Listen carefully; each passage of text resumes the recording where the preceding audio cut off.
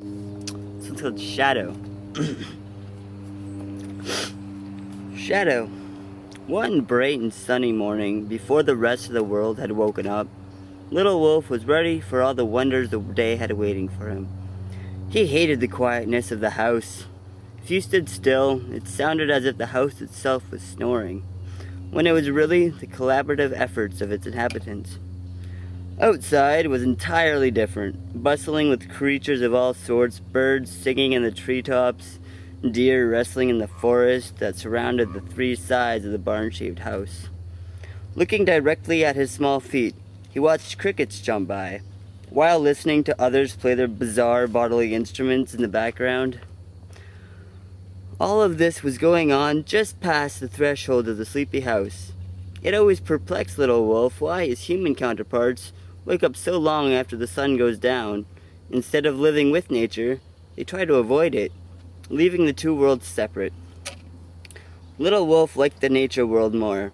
He could go up to any plant or animal and talk to them.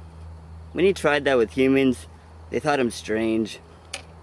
Reacting by taunting and teasing, he just didn't understand why his primal instincts didn't seem human, and why some human instincts wanted so badly to avoid and destroy nature. While Little Wolfe came to all these realizations not but a few steps away from the human world, still asleep, he saw a new, yet familiar animal stalking around the bushes. It poked its head out, looking quizzically at the strangely dressed boy in front of her. It was a black dog. She was uneasy with humans herself. She wasn't very eager to meet the stranger, but she wasn't yet ready to abandon him either. Little Wolfe saw the black dog was just an observer of humans, much like himself. He didn't advance, just let her be, then went on with his worldly thoughts. While stuck in a haze of thoughts altering his perception of the world around him, Little Wolfe set off into the surrounding woods. He went to his treehouse. He once found it, abandoned. This was perfect, since 5-year-olds have a hard time building houses on their own. This was his real home, open to the world around him, with no doors or windows to make you forget. The curious black dog had followed at a distance, quizzically, yet cautious. The dog had never seen a human act this way. Everyone else she had ever observed would start big destructive fires, or cut down perfectly healthy trees. This one would stop and watch birds hatch, and smile at the sunshine. At this moment, she knew she wanted to be his friend, but not before she observed him some more. Little Wolfe knew that the black dog had followed him into the woods. He always knew about the nearby animals in the forest. They emitted strange colors around them. He had told other humans about this, and quickly found out they didn't see the same. They would even look concerned when they found out. So, Little Wolfe kept to himself. The next day, Little Wolfe got up at the break of dawn.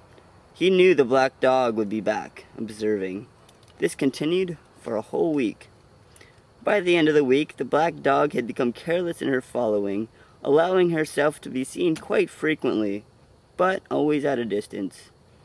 When the 8th day rolled around, the black dog was sitting directly outside the house the boy emerged from every morning, ready to see the new places the boy would bring her. Little Wolfe always brought her to places she had never seen before.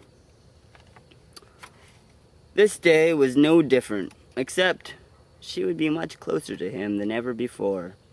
When Little Wolfe opened the door to the sleeping house, he actually tripped over the black dog. While he was lying on the ground next to her, he looked her right in the eyes and said, "I'm going to call you Shadow." Yeah. Ain't that the truth? Yeah. If we are in love, if we are in love, yes. If we are in love, yeah. If we are in love, if we are in love, yes. If we are in love, yeah.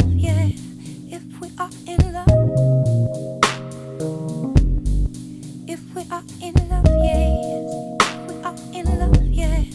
If we are in love, where the sun it never sets, and where the wind forgets, I will forget you. Where the sky goes on for miles and never tires,